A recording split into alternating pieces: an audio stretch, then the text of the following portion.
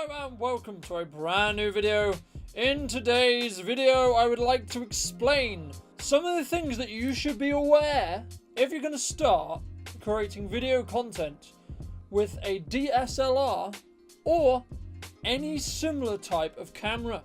The main thing that your camera needs to have is the ability for you to change all of the settings manually and has a manual mode that you can use. I'm going to break this video into two parts.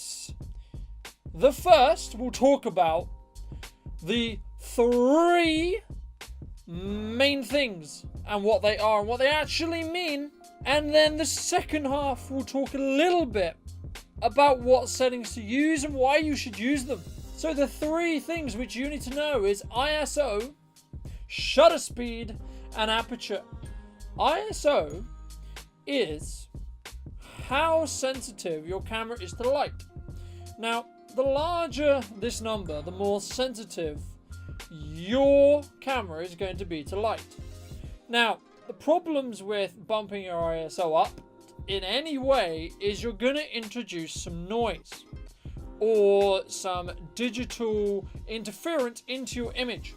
So, to remove this issue and to get the best, crispest looking video, which is what you're going to be after if you're looking to upload any video content that you make online, you want to bring that ISO as far down as you possibly can. We'll talk about this a little bit more a little bit later on in the video.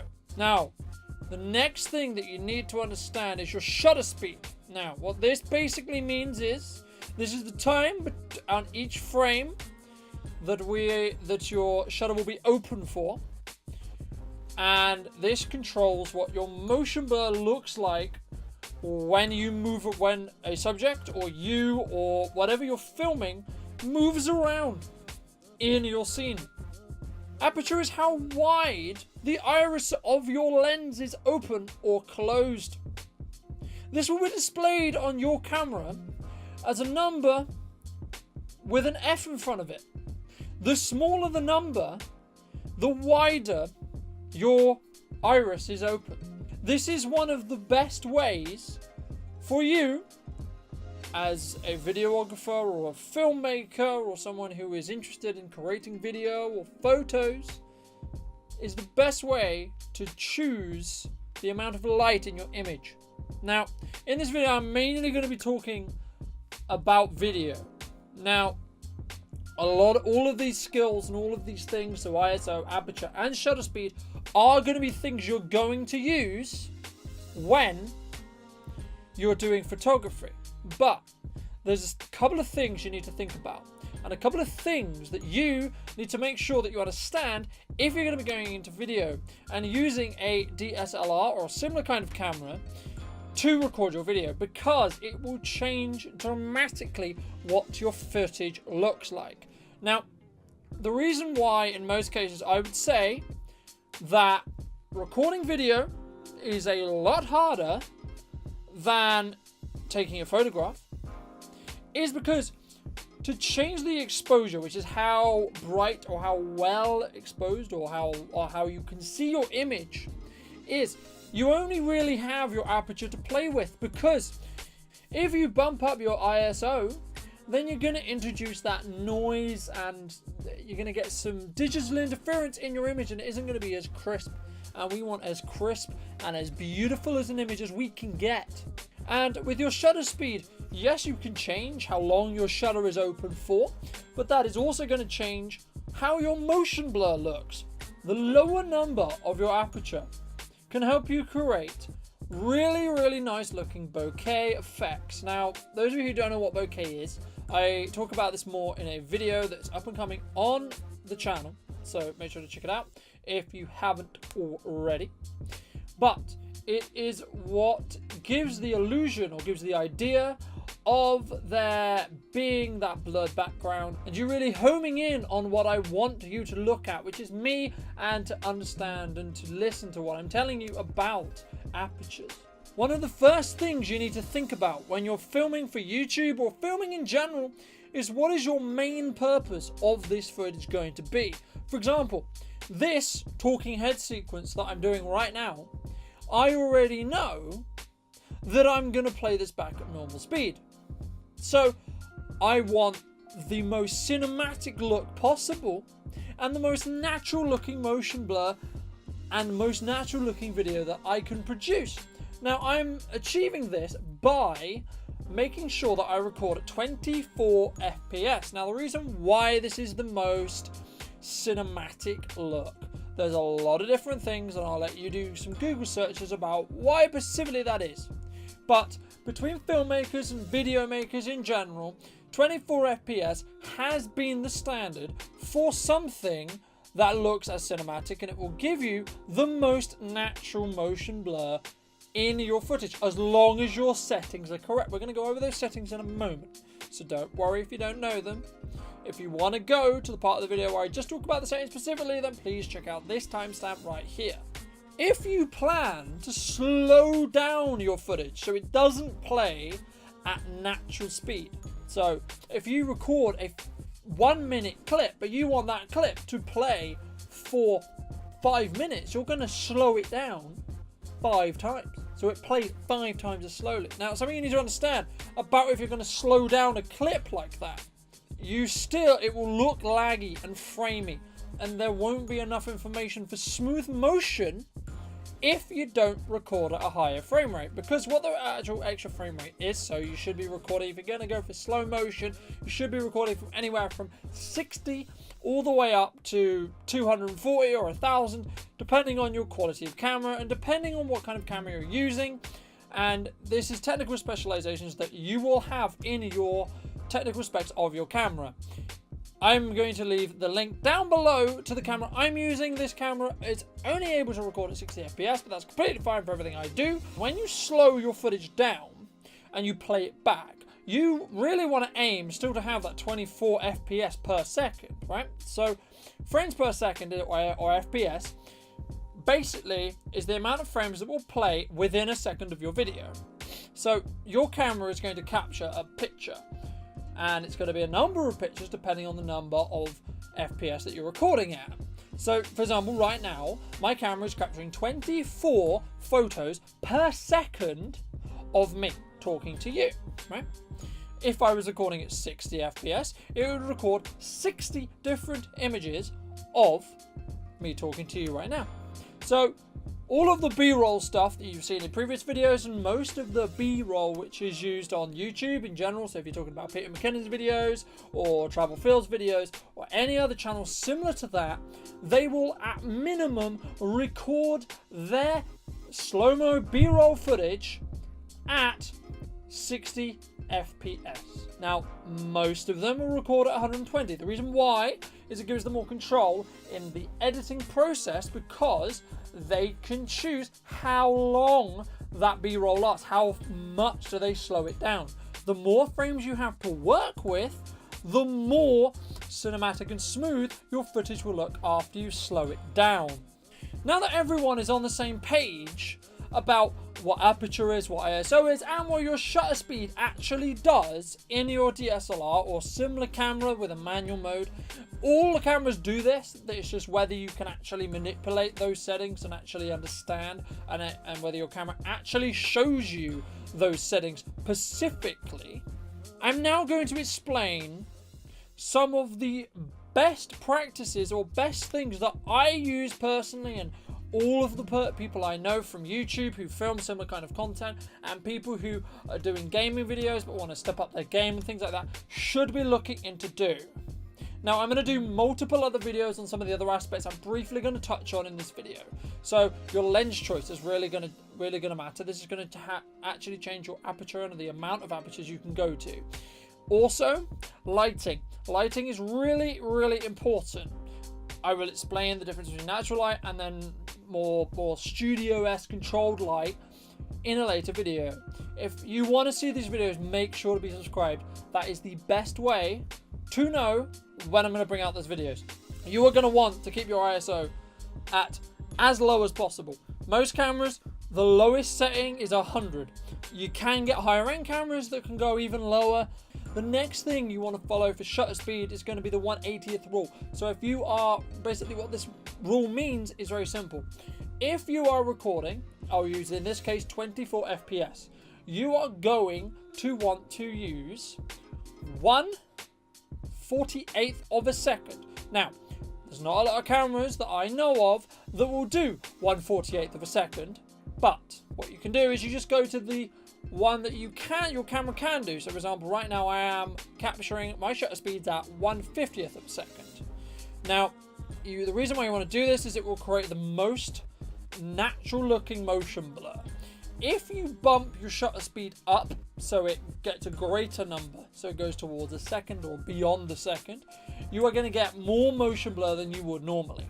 Now, this is a creative change and a creative point, and the point that I would do this in, is mainly when I'm doing time-lapse photography. Now, the difference between time-lapse photography and videography is you can really tweak how motion blur looks in a photo, because it allows you to free up what we were talking about before with the shutter speed and the amount of exposure you have. But I'm going to do a separate video on time-lapse specifically and how changing your shutter speed can dramatically improve or change the creative feel of your time-lapse and your videos. Again, this comes back to the point I made earlier. You need to understand the point that video is trying to serve.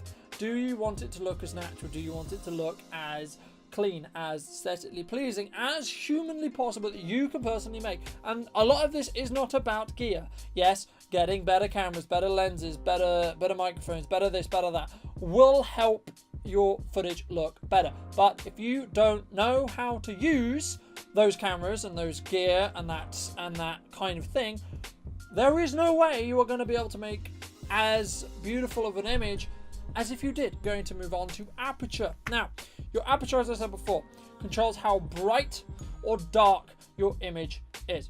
So, on most kit lenses, you'll have an aperture between 3.5 and anywhere up to about 20.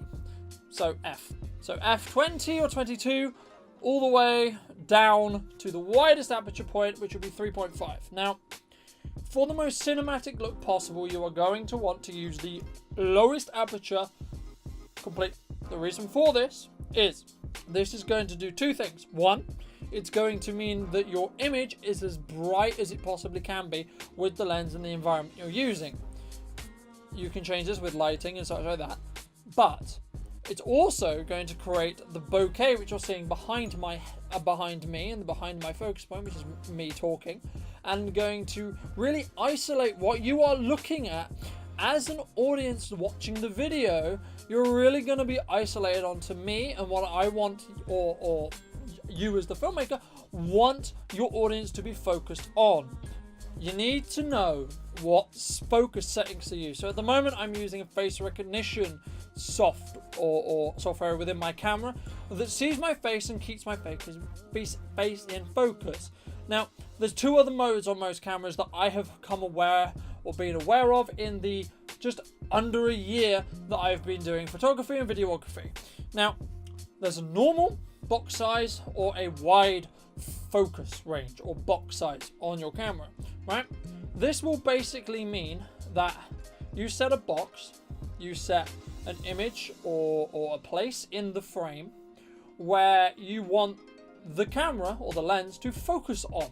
So this is the part where you want your audience to be looking. So in this case, my face, for example. And you move that box there and you try and keep that box at green. In most cases, most cameras will have a green or a orange. This is with autofocus on. So it will either be red if it's not in focus or green if it is. So keep that in mind when you're filming at lower apertures, because you've seen this in vlogs, you've seen this with non-perfect lighting, and if you watch some of my other videos, you will see it very quickly. When the background gets in focus, I get really blurred. What you want is the opposite effect. You want the background to be blurred and bokeh'd out. You really want your subject, the person who's talking or whatever it is, to be in focus. So it's not uncomfortable for your audience to look at, and you are really drawn to that part of the frame or the image. And that is going to wrap up some of the best settings. So I just wanted to sort of briefly go over what we've talked about here today, because this video is quite long and I've gone over quite a lot of points I'm going to be reiterating on in further videos in the future. So if you're recording at 24 FPS, the most cinematic settings that you can use is 24 FPS at 1920 by 1080 or at 4K, depending on if you're recording full HD or you're recording at 4K. At 24 FPS at a shutter speed of 1/48th if your camera can do it, if not 1/50th, or as close as your camera can possibly get to 1/48th. If you're recording at any other frame rate, double the number and put that as 1 dash and then that number times 2. So if it's 60, 120th or 125th in my camera's case. If it's 30, 160th, etc. Then you've got your ISO, which is how sensitive your camera sensor is to light. Keep this at 100 or as close to 100 as you possibly can to still have a correctly exposed image. Then you've got your aperture, which is how wide your lens actually is open. Keep this at the lowest possible number that you can on kit lenses. In most cases it will be 3.5. This lens right now, for example, can go all the way down to 0.8, and at the moment we're recording at f2.5 because I want all of my face to be in focus and not a very small amount. Now, I'll quickly talk about this as I didn't really cover it earlier. What's happening when you bring your f-stop or your aperture down is, imagine a frame, right? So you have a plane of focus. What you're doing is the stuff that will be in focus, the lower the number, the thinner the frame will be. So it's a 3D plane, right? The wider or the smaller, the larger your number of your f-stop number is, the wider that plane will be apart. So there's going to be a plane here and then a plane here, and everything inside that gap will be in focus. So if you're taking landscape photography or anything like that where you want the background not to be blurred out, then make sure to use a higher f value than as low. So go like 10, 9, something like that, or 12.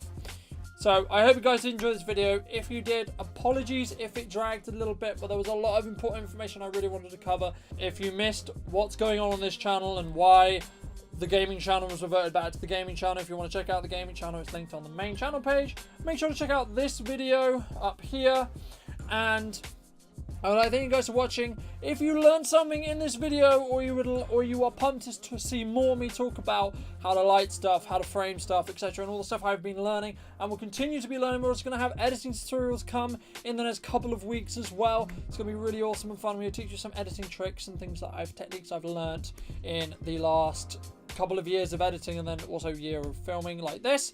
And if you are new to the channel and you wouldn't like to miss vlogs, project videos like this, and anything else I decide to upload, then make sure to be subscribed. And thank you guys for watching. Make sure to leave a like, and if you know someone who is starting to get into DSLR photography or filmmaking, then feel free to send them this video. It may help them out understanding the settings that you need to use or should be using. And I thank you guys for watching once again, and I will see you in the next video.